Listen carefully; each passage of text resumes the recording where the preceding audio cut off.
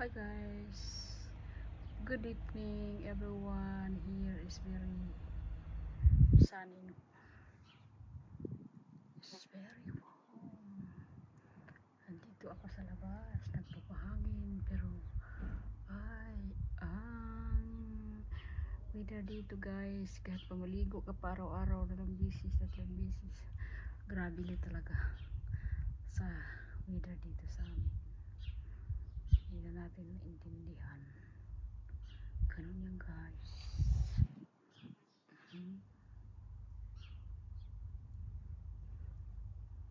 Tahimik dito, walang tao naglalakad,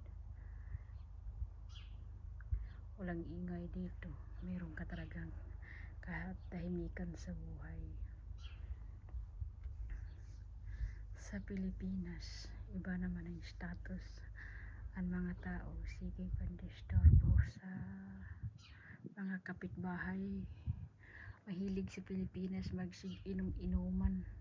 Wala nang ginawa sa buhay, wala nang pagsisikap, mag-isigi pag punta sa malalayo, mag-inom-inom.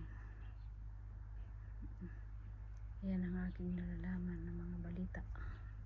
Kahit ako malayo, may taga-balita. Ito na guys.